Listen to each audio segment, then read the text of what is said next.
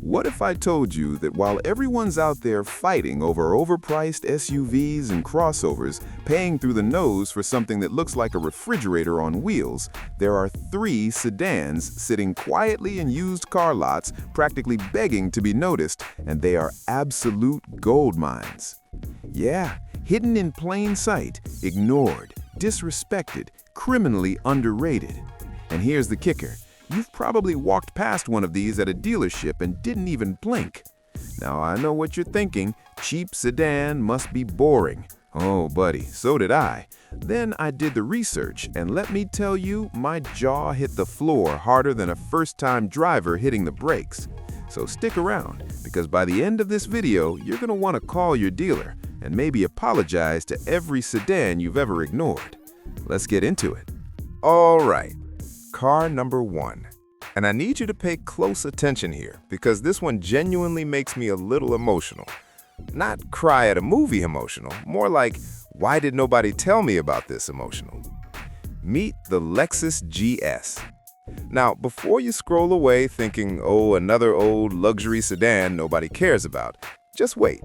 Because the Lexus GS might be the single most slept-on car in the entire used market right now. And I mean that with every fiber of my being. Here's the thing about Lexus that most people forget. This is a brand that was literally engineered to embarrass Mercedes and BMW when it launched. That was the whole point. Toyota looked at the German luxury giants, cracked their knuckles, and said, "Hold our sushi." And they delivered something so obsessively well-built that quality control inspectors were reportedly using white gloves on the factory floor. White gloves for a car. That's not a car company, that's a jeweler. The GS sits right in the sweet spot of the Lexus lineup, above the IS, below the LS. And that means you're getting a big, comfortable rear-wheel drive luxury sedan that was built to compete with the BMW 5 Series and Mercedes E-Class for a fraction of what those German cars cost to maintain. And that word maintain is where this story gets really interesting. Because let's be honest, we've all heard the horror stories. Your buddy buys a used BMW 5 Series, feels like a king for about 3 weeks, and then the check engine light comes on, and suddenly he's selling plasma to pay for the repair bill. The GS? Different story entirely. Lexus consistently ranks at the very top of reliability studies, and the GS in particular is notorious for just running and running and running some more. There are owners out there with third-generation GS models pushing 250, 300, even 350,000 miles on the original engine, on a luxury sedan. That is not normal. That is almost suspicious, actually. And here's what really gets me. The GS 350, powered by Toyota's legendary 2GR FSE V6 engine, is one of the smoothest, most refined power plants ever put into a mid-size luxury car. Around 300 horsepower, rear-wheel drive, optional all-wheel drive depending on the year, this thing is genuinely fun to drive. It's not pretending to be sporty, it is sporty. The GS F Sport trim especially gives you sharper steering, firmer suspension, and a look that makes people in parking lots do double takes. And the best part? You can find a well-kept GS 350 for somewhere between $8,000 and $15,000 right now. A car that originally sticker-priced at $50 grand. Let that sink in for a second. The interior is where the GS really seals the deal. Lexus interiors from this era are genuinely beautiful. Real wood trim, premium leather, a quiet cabin that makes highway driving feel like you're floating inside a very expensive cloud. The attention to detail is the kind of thing you notice when you sit in it for the first time and go quiet for a moment, and your passenger looks at you, and you both just nod. Yeah, that moment. Now, and this is important, the GS is not perfect, and I'd be doing you dirty if I didn't flag the stuff you need to watch for when you're shopping for one. The infotainment system, particularly on models from around 2013 to 2018, is running Lexus's older remote touch interface, the one with that little trackpad controller that felt cutting edge at the time and now feels about as intuitive as trying to thread a needle on a roller coaster. It works, but budget a moment of patience every time you use it. A lot of owners just use their phone and move on with their life. Fair enough. The other thing to check is the transmission. The 8-speed automatic is generally smooth and reliable, but on higher mileage examples, you want to make sure the shifts are clean and there's no hesitation or shuddering, particularly in lower gears.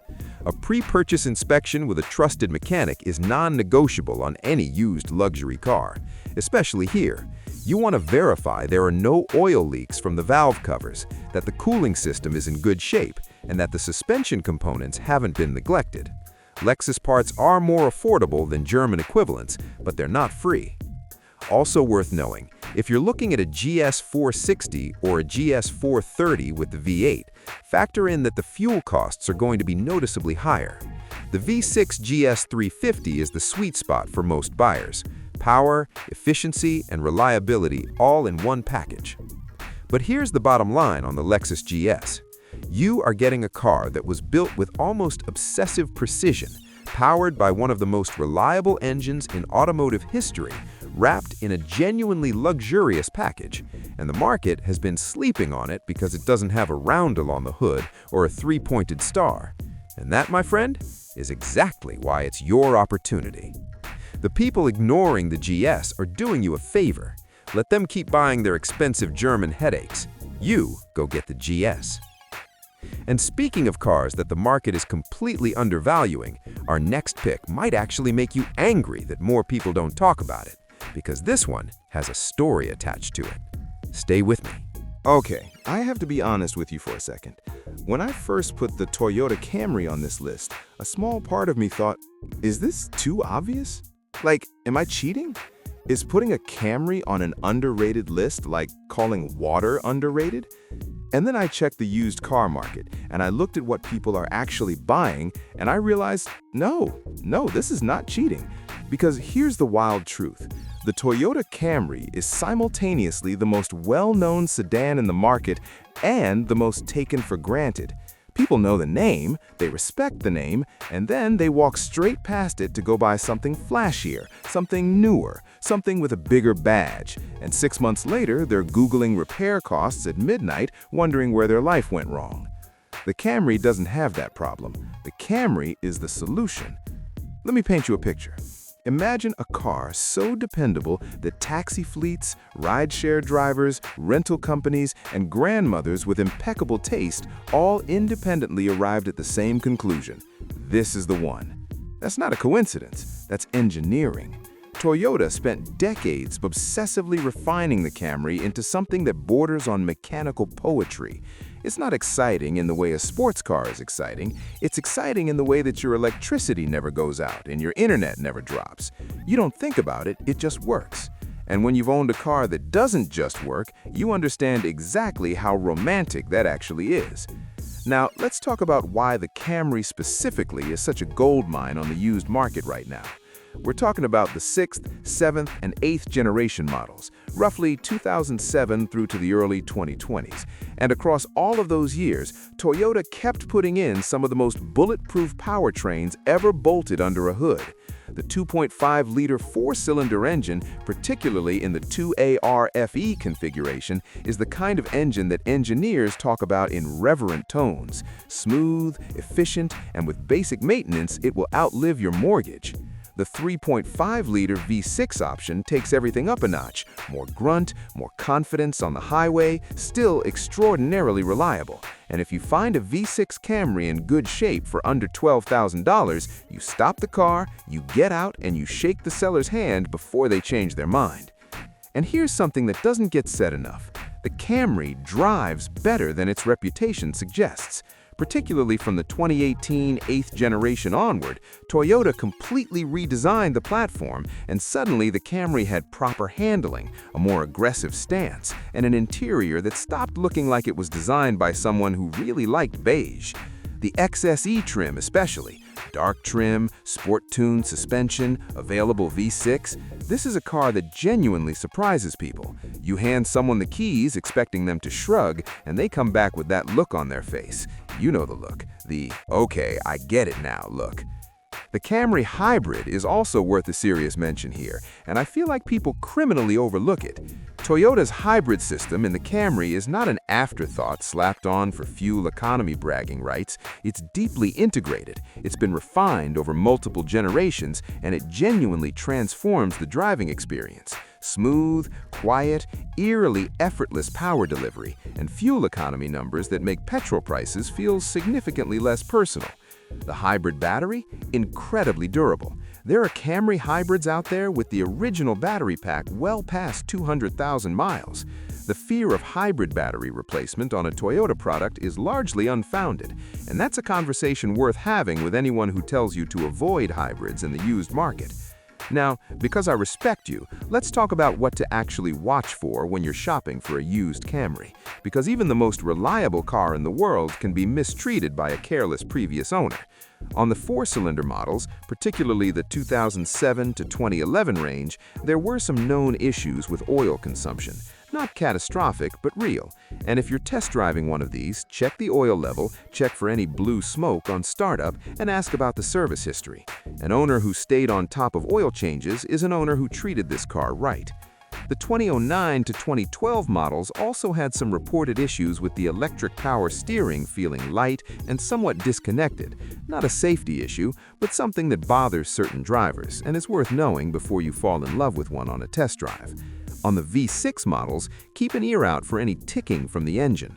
Some 3.5-liter units developed timing issues at higher mileage, and while repairs are very manageable compared to European alternatives, you'd rather know before you buy than after.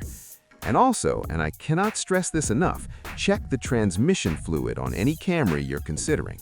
Toyota's automatic transmissions are robust, but neglected fluid is neglected fluid, regardless of the badge. If it's dark, burnt-smelling, or the seller has no record of it ever being serviced, factor a fluid change into your offer or walk away with your dignity intact. Cosmetically, the 2012 to 2017 generation had some interior plastics that show wear more visibly than you'd hope, particularly around high-touch areas like the center console and door panels. It's purely aesthetic, it has zero impact on reliability, but if you're someone who cares about how the cabin looks and feels, inspect carefully and negotiate accordingly. Here's the thing though, and this is the point I want you to walk away with. The Toyota Camry's reputation for being boring, for being invisible, for being the car your accountant drives, that reputation is the entire reason you can find an exceptional used example at prices that shouldn't even be legal. The market underprices it because people want something that feels more special. But special doesn't keep you off the side of the road at 3 in the morning.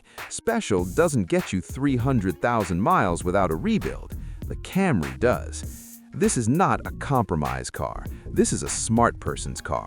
And smart people let everyone else chase the shiny stuff while they quietly drive off with the best deal in the lot. Now, if the Camry is the reliable genius that nobody invites to parties, our final car is the one that showed up to the party anyway, completely uninvited, and ended up being the most interesting person in the room. You're going to want to hear this one. All right, final car. And I'll be straight with you. When I first floated this pic to a few people, the reaction was mixed. One guy actually laughed, out loud, at me. Which, fine, that's fine. But here's what I told him. And here's what I'm telling you.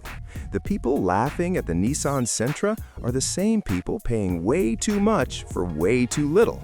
And while they're laughing, the smart buyers are quietly scooping these things up for pennies on the dollar and driving them into the ground in the best possible way. The Nissan Sentra, underestimated, underpriced, and genuinely, stubbornly, almost aggressively good at being a car. Let me give you some context, because the Sentra has a history that most people don't bother to learn, and that's exactly their loss. This nameplate has been around since 1982, over 4 decades. That's not luck, that's not marketing. That's a car that kept earning its place in the market generation after generation, because Nissan figured out something really important early on. Build it solid, keep it practical, price it fairly, and the people who actually need a dependable car will always find their way to it. While everyone else was chasing trends, the Sentra just kept showing up, like that one coworker who never calls in sick, annoying in the best way possible. Now, the generation that really put the Sentra back on the map, and the one I want you to pay close attention to, is the 8th generation, launched in 2020. because Nissan hit something of a reset button here. Out went the old continuously variable transmission that had given the previous Sentra a reputation for being about as thrilling as a waiting room. In came a fully redesigned platform, sharper styling that finally made the Sentra look like it actually wanted to be at the party, and a genuinely improved driving experience that caught automotive journalists genuinely off guard. The 2020 and newer Sentra is a different animal, and used examples of these are hitting the market right now at prices that are almost embarrassingly low. The engine is a 2.0-liter naturally aspirated four-cylinder, producing around 149 horsepower. And before you roll your eyes at that number, understand that in a car this light and this efficiently packaged, that power is more than adequate for real-world driving. It's zippy around town, perfectly composed on the highway, and it returns fuel economy numbers that will make you feel genuinely smug at the pump. We're talking the kind of fuel efficiency where you fill up, look at the total, and feel like you've beaten the system somehow. That feeling. The Sentra gives you that feeling on a regular basis. The interior on the newer generation Sentra is where Nissan really silenced the critics, and I think this is the piece of the puzzle most people haven't caught up to yet. The cabin quality took a significant leap forward. Softer touch materials, a clean layout, a decent-sized touchscreen, and a level of fit and finish that punches well above the price point. Sit in a 2021 or 2022 Sentra SR and then look at what it costs on the used market. The gap between what you're getting and what you're paying is genuinely startling. It feels like finding a designer jacket at a thrift store price. That little internal victory is very real.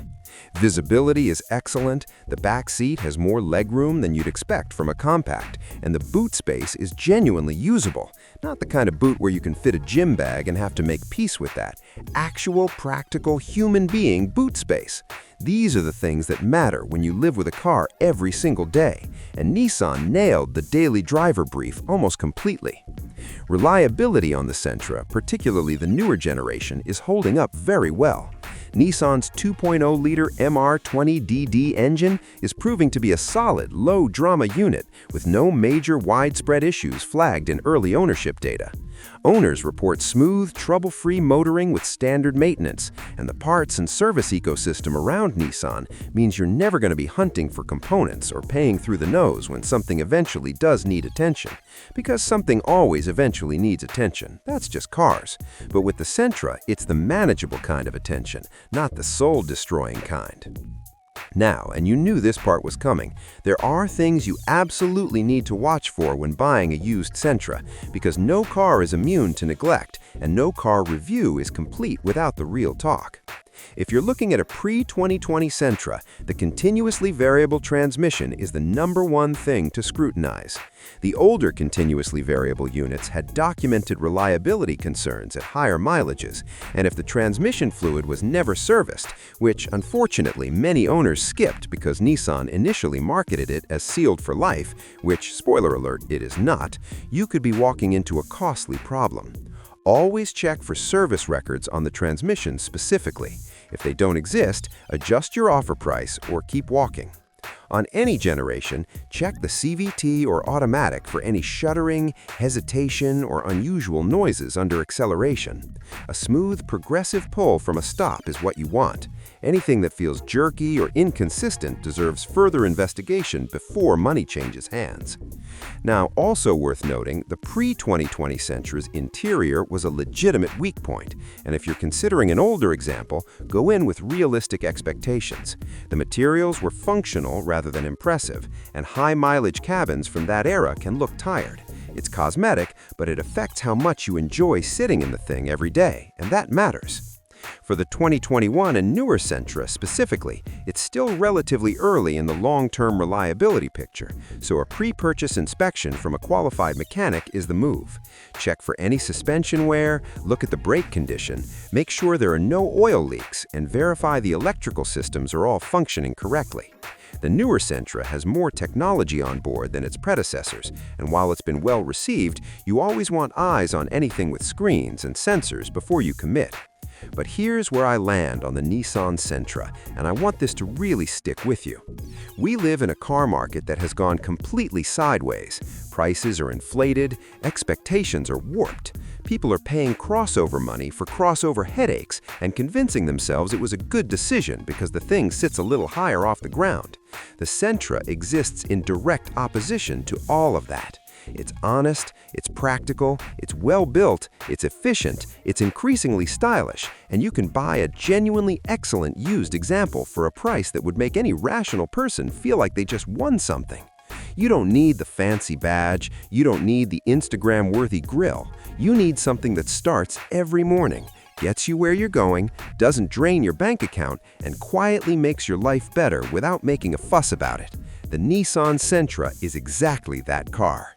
And the people sleeping on it, that's the whole reason you can still get one at this price. And that's a wrap on our 3 criminally underrated sedans, the Lexus GS, the Toyota Camry, and the Nissan Sentra.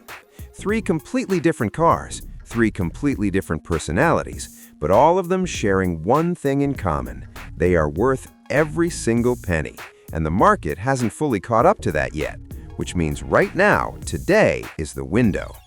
If this video opened your eyes to even one car you'd never seriously considered before, then we did our job. And honestly, drop a comment below and tell me which one surprised you the most. I read every single one. And if you're the person who's already owned one of these and been quietly smug about it for years, respect. You knew something the rest of the world is just figuring out. Hit that subscribe button if you want more videos exactly like this one. We dig deep, we keep it real, and we find the stuff that everyone else walks past. There's a whole lot more where this came from. See you in the next one. Don't buy anything until you watch it.